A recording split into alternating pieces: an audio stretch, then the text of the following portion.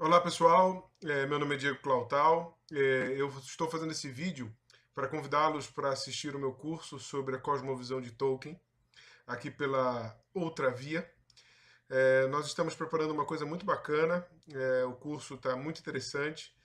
A gente vai trabalhar um pouco sobre a vida e obra, sobre os principais conceitos acadêmicos que ele desenvolveu, passear um pouco pelas principais obras, O Senhor dos Anéis e O Hobbit.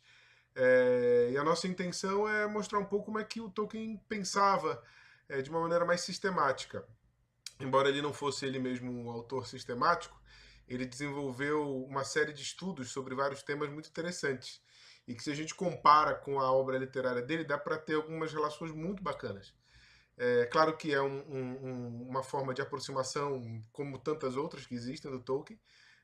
Não é nenhuma pretensão esgotar definitivamente a capacidade que o Tolkien tem de estimular reflexões, de provocações e de uma pessoa que, além de ser um intelectual, alguém que trabalhava com as ideias, um professor universitário, um pesquisador, era um apaixonado por literatura, era um apaixonado pelo romance, era um apaixonado pelos contos de fada, pelas histórias de fada, era apaixonado pela mitologia, pela mitopoética, e também era uma pessoa extremamente religiosa, um cristão, um católico muito devoto, com heranças do cardeal Newman, com uma profunda influência tomista, uma maneira, uma sensibilidade agustiniana na sua literatura, na sua apreensão da realidade. Então, uma pessoa que a gente pode tratar de muitos ângulos. E esse curso, na verdade, é uma introdução para apresentar um pouco esses ângulos. Um exemplo muito prático do tipo de conversa que a gente pode aproveitar nesse curso é uma discussão antiga, né, e ao mesmo tempo recente, que existe agora há alguns dias, algumas semanas, sobre a pertinência do Tolkien ao catolicismo. Afinal de contas, como ele seria, de que maneira é possível pensar, né, que a relação que os evangelhos têm com as histórias de fada, a relação que os evangelhos têm com a mitologia, a relação da verdade, da história, do fato, né, como é narrado e ao mesmo tempo como a gente apreende esse fato, os sentidos de leitura que podem existir numa história, seja ficcional, seja uma história que se apresenta como verídica.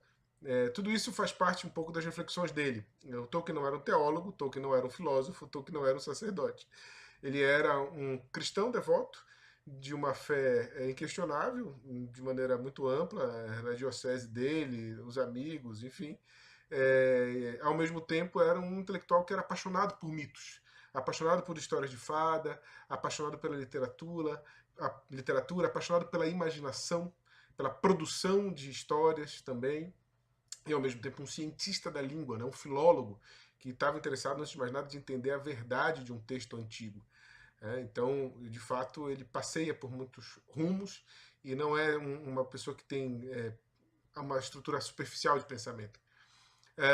Um exemplo disso é a maneira como a gente pode pensar as obras literárias dele. Né? É muito interessante como, se a gente dividir os fãs do Tolkien em dois tipos, quer dizer, aqueles que são religiosos cristãos, de maneira geral, e os católicos em particular, e aqueles que não são cristãos, não são católicos, e não têm necessariamente uma religião ou outra religião, como são interessantes as aproximações. Né? Do ponto de vista de quem é católico, de quem é cristão, normalmente se diz que é muito impressionante como a gente consegue encontrar conteúdos, formas, essências, valores, virtudes, analogias com os atos humanos, como dizia Aristóteles, né? A mimesis poética é aquela que imita os atos humanos em sua verossimilhança e necessidade, que toca os universais, quer dizer, existe um dado, um diálogo com a verdade, com a realidade, na cópia, na imitação poética.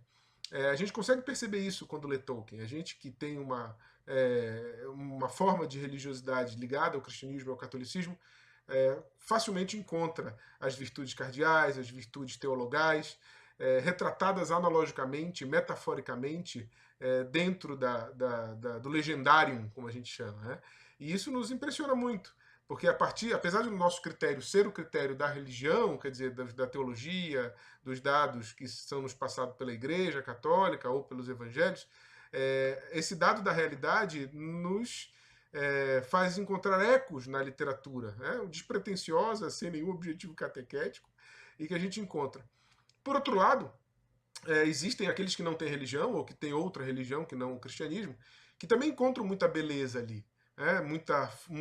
A fidelidade do casamento, né? Os elementos de família, a honra, a virtude da força, da coragem, o companheirismo, a defesa do que é natural, a defesa do que propriamente sem manipulações demasiadas, arrogantes, a híbris, né, grega, o prometeica, uma versão prometeica da realidade, que tem um descaso com a natureza, com o meio ambiente, enfim.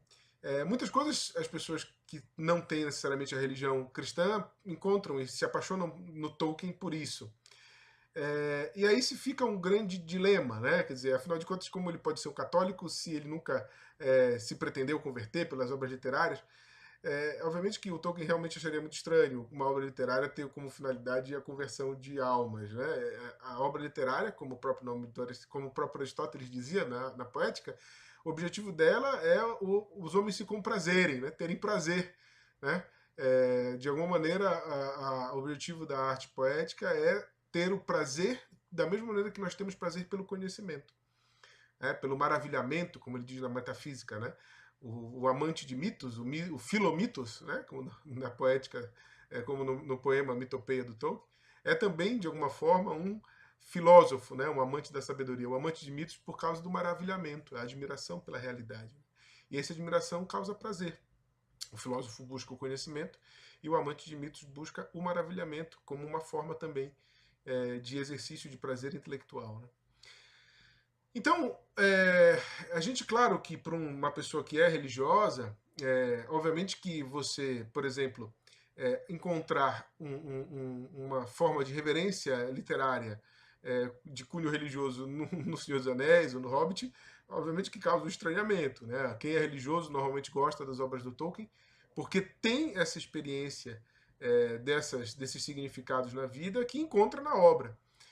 E obviamente nunca se pensou então substituir, né, a religião pela obra, né? Não é que vamos deixar de frequentar os ritos católicos para começar a fazer festas hobbits, não é isso. Mas por outro lado, pessoas que não têm referencial religioso, nunca tiveram contato com o cristianismo, nunca tiveram contato com a religião, encontram ali nas obras de Tolkien elementos muito valorosos humanamente, esses significados, né? Esses universais que estão na poética, como Aristóteles diz. E isso os faz querer celebrar esses valores que eles encontram. E daí se vestirem de hobbits, casamentos, né, inspirados no Aragorn, na Arwen. E isso, de alguma maneira, é bonito culturalmente. Tolkien não se oporia, mesmo porque um casamento, mesmo que seja não um sacramento cristão, um sacramento católico, mas que seja celebrado no espírito de Arwen e Aragorn, significa fidelidade, significa sacrifício mútuo, significa um companheirismo que humanamente, mesmo sem ser um religioso, é algo valoroso, que Tolkien não se oporia de maneira alguma. É claro que se poderia advertir, mas por que então não se dá o passo para a realidade e se estabelece o sacramento? Ora, isso é uma coisa boa em si mesmo, mas o objetivo de uma literatura não é esse, né? O objetivo não é, seria até uma ofensa, eu penso, para os seus leitores, né? Tolkien pensasse isso, mesmo porque isso seria uma alegoria. E ele não gosta de alegorias porque ele gosta mais da aplicabilidade, ou significação, ou analogia. E a diferença, como a gente sabe, é que na alegoria existe uma intenção do autor do texto, né? Uma intenção secreta que o autor tem e que quer impor aquilo ao leitor. E por outro lado, quando a obra é bem feita, quando ela é constitutiva de maneira apropriada, né, pela verossimilhança e pela necessidade, com um almejo aos universais de atos humanos, ela carrega em si também a verdade, mesmo que o objetivo dela não seja falar da verdade em chave analítica, mas apenas na contemplação, na maravilha, né, no filomitos, né, que se aproxima do filósofo aí. Então, é claro que são coisas diferentes, né, são coisas que não se compreendem de maneira próxima, né, são objetivos diferentes, formas diferentes, matérias diferentes. Para encerrar esse convite que eu faço para vocês do curso, eu lembro muito do Peter Crift, né, o Philosophy of Tolkien, e ele fala o seguinte: afinal de contas, a obra do Tolkien pode ser considerada religiosa ou não? E ele diz o seguinte, que pegando as 4 causas do Aristóteles, né, a gente pode pensar no Senhor dos Anéis. Então, causa material. A matéria, do que trata o Senhor dos Anéis, é de religião? Não. É uma ficção, é uma invenção, é uma história de fada, é um mito, é uma coisa que não existe de fato. Né? Então não é sobre religião, né? Não é sobre o mundo primário, diria Tolkien. É um mundo secundário. Então não é religiosa. Mas, do ponto de vista da causa final, a finalidade, o objetivo, propósito, telos, é religioso? Também não. O objetivo do Tolkien nunca foi converter ninguém, nem foi criar uma religião. Né? Não existe uma espiritualidade tolkieniana, né? Uma espiritualidade tolkienista. Isso não existe. Mesmo com pessoas culturalmente interessadas em fazer festas e viver essa cultura, como existem outras culturas que não se confundem com religiões. Então o objetivo não era uma pregação, não era uma catequese, né? E longe disso, né? E entender, quem estuda um pouquinho percebe facilmente isso. Por outro lado, há de se pensar, né, a causa formal é religiosa? É possível. Porque se esses significados, esses universais estão presentes numa obra de arte literária, esses atos humanos, essas virtudes, e que de alguma maneira se relacionam com uma religião, principalmente a partir da lei natural, da razão natural, então sim, ela é religiosa na sua forma. Um leitor uma vez escreveu para Tolkien dizendo que ele percebeu que a fé do Senhor dos Anéis é como uma luz que não tivesse lâmpada. É como se estivesse em todo lugar, mas sem uma fonte explícita. Essa relação com uma confiança no bem, a confiança num Criador bom, a confiança numa providência, está presente ali no Senhor dos Anéis. E isso é uma realidade constatável numa leitura dos textos, dos livros. Né? E por último, a causa eficiente. Tem uma outra carta de Tolkien em que uma leitora diz que encontrou santidade e sanidade diante da modernidade, do tecnicismo, de todo o secularismo que acontece. Existia essa ideia do significado como um elemento de virtude, de essência do ser humano, da natureza do ser humano de ser bom, de ser justo, de ser prudente, né? De ser amigo. E o Tolkien diz que fica muito feliz de ter escutado isso, porque ele também às vezes percebe isso. E ele diz que, na verdade, a obra pode ser uma graça, uma obra literária pode ser uma graça recebida. Então a causa eficiente pode ter sido, segundo o próprio Tolkien, uma forma de inspiração divina. Não como uma inspiração divina especial, não como um carisma que se inaugura uma espiritualidade, mas simplesmente quando uma obra é bem feita. Né? Uma graça atual, que o Tolkien, como um católico batizado, poderia ter acesso facilmente, em que, de alguma maneira, quando um trabalho é bem feito, a gente sente, de alguma maneira, esse aperfeiçoamento que nos traz força, nos traz algum tipo de empenho que é maior do que nós mesmos. Então, é possível, sim, como um trabalho que fazemos em qualquer momento, um trabalho que fazemos a todo instante, e no caso do trabalho do Tolkien, ele era um escritor, né, um escritor ficcional, um mito-poeta, né, que trabalhava com a fabricação de enredos, né, com a fabricação de mitos, como também diz a arte poética aristotélica, né, o mitopaios, né, e que de alguma maneira ele pode ter tido essa graça, né, e que ele de fato não nega que essa santidade na sua estrutura formal possa haver na obra. Então, nesse sentido, o Peter Crift é uma grande indicação para a gente. Muitas outras coisas a gente poderia dizer. Eu espero que todos se sintam de alguma maneira interessados, e aqueles que queiram serão muito bem-vindos para a gente conversar sobre isso. Eu espero que todos possam aproveitar. Até lá!